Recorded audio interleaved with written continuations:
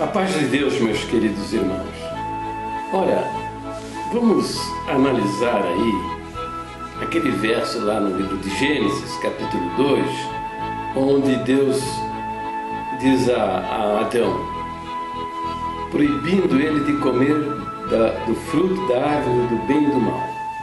Deus disse a ele, porque no dia dela não comerás, porque no dia que dela comeres, certamente morrerás.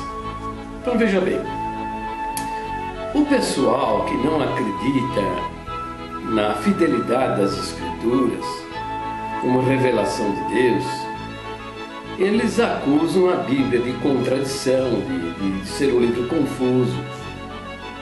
E uma das acusações é em cima desse verso. Eles dizem, ó, tá vendo? Deus diz, no dia que dela comeres, certamente morrerás. E relata lá no capítulo 3 que ele morreu 930 anos, com a idade de 930 anos. Então a Bíblia é um livro cheio de erros. Na realidade, o verso não está fazendo esse tipo de afirmação. Deus está dizendo a Adão, no dia em que você me desobedecer, com toda certeza você vai morrer. Agora, não necessariamente naquele dia. Por que Deus disse a Adão estas palavras? Porque o dia que ele comeu do fruto da árvore, ele perdeu a comunhão com Deus. Ele pecou e houve então a morte espiritual, a separação de Deus. E a Bíblia diz isso, confirma isso, que assim como pelo pecado de um homem entrou a morte no mundo, e a morte passou a todos os homens, porque todos pecaram, né? Agora, a morte física de Adão, ele foi muitos anos depois, aos 930 anos. Né? Então não há nenhuma contradição.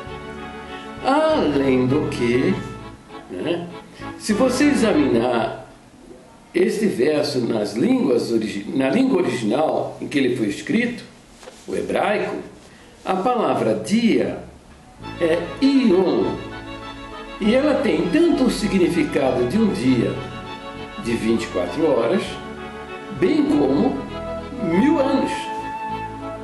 Lá nos Salmos há um verso que fala isso, que um dia para o Senhor é como 1000 anos. O apóstolo Pedro também cita esse verso, dizendo que um dia para o Senhor é como se fosse 1000 anos. Então veja, destas duas maneiras, fica provado que não há nenhuma contradição no verso, neste verso que Deus disse, que no dia em que dela comeres, certamente morrerás. Por quê? Porque Adão morreu antes dos 1000 anos. Ele morreu quando tinha a idade de 930 anos. Tá certo? Bem, mas o que é que faz essas pessoas errarem de maneira tão grosseira? Sim, eu digo de maneira tão grosseira porque o simples exame do texto já traz em si mesmo a resposta. É porque estas pessoas leem as Escrituras já com ideias pré-concebidas. São pessoas que, a grande maioria, são inimigos da Bíblia. São inimigos da Palavra de Deus. Por que são inimigos da Palavra de Deus? Porque a Bíblia os condena. A Bíblia aponta, denuncia os seus pecados, os seus erros. Agora, no nosso caso, que somos um povo que, pelo menos teoricamente, dizemos respeitar a Bíblia, mas de fato não respeitamos não. A prova está aí no site, que esse pessoal aí, que se defende a congregação, defende a nossa igreja, essas doutrinas que estão aí, no final você acaba no final você acaba descobrindo que ele não acredita na palavra de Deus. Então, mas esse pessoal, por que age desta maneira? porque foram mentalizados, manipular as suas mentes. Manipular as suas mentes de que maneira? Por meio de linguagem subliminar. Então veja, o Senhor Jesus mandou ensinar, ensinai, fazei discípulos. Agora, esse ensino não é para ser feito à base de linguagem subliminar. O que é linguagem subliminar?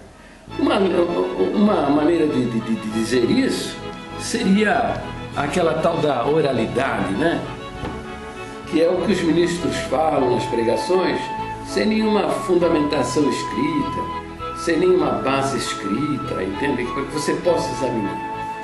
Na realidade, isso é mensagem subliminar. Isso é uma coisa que cola na mente das pessoas.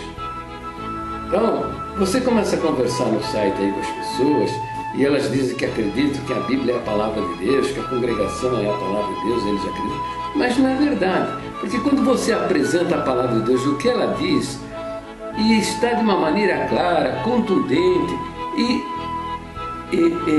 irrepreensíveis, sem contestação, eles continuam teimando absurdamente na interpretação errada da palavra de Deus. Então, são pessoas que estão mentalmente cativos. Mas esta não é a vontade do Senhor Jesus. Se vós permanecerdes nas minhas palavras, sois verdadeiramente os meus discípulos. E conhecereis a verdade vos libertará. Libertará do quê? Bom, de princípio, vai libertar a nossa cabeça, a nossa mente, dos falsos ensinamentos, das falsas doutrinas, das tradições dos homens, para o verdadeiro Evangelho, para a prática da verdadeira palavra de Deus. É isso. Fica com Deus. Deus abençoe.